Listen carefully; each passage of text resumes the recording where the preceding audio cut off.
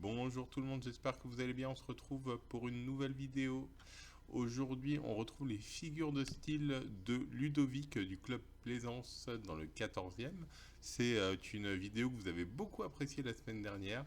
Il revient avec les corrections des exercices qu'il vous a proposés dans un premier temps et une nouvelle figure de style que nous allons découvrir ensemble. C'est parti! Alors, pour rappel, l'atelier figure de style sera un rendez-vous dont vous pourrez suivre l'évolution semaine après semaine. Il vous propose les corrections de la semaine dernière sur l'oxymore, un monstre gentil, un illustre inconnu, un silencieux tintement de clochette, un âne obéissant, le moins égaux des deux.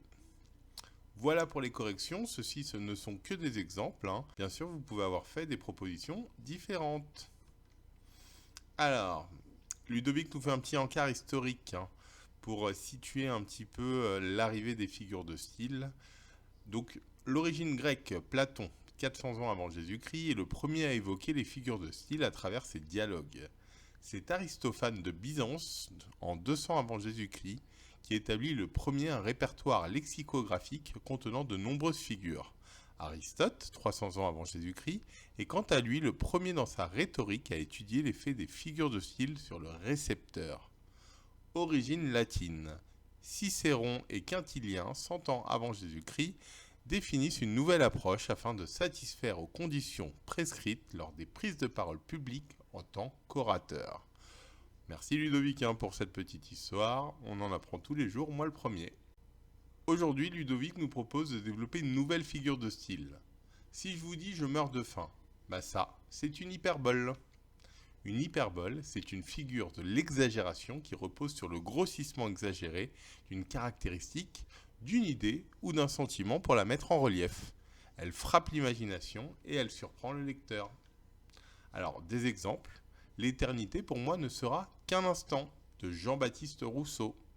Ses moindres actions lui semblaient des miracles, de Molière. Je crois que je pourrais rester 10 000 ans sans parler, Jean-Paul Sartre. Petit entraînement, à vous de jouer. Vous compléterez ces hyperboles afin de trouver de nouveaux exemples. Ton histoire est vieille, 3 petits points. Elle est trempée, 3 petits points. Il, 3 petits points d'impatience. C'est 3 petits points de rire.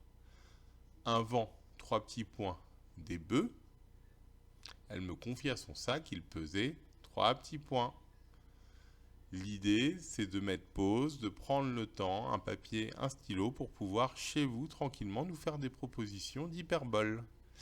Et si vous avez des idées, vous pouvez en créer vous-même et les envoyer spontanément à clubseniorcsvp@gmail.com. La semaine prochaine, nous développerons une nouvelle figure de style qui sera la litote. Un grand merci à Ludovic pour ses propositions qui sont très enrichissantes et qui sont très appréciées de notre public. Très bonne soirée à tous!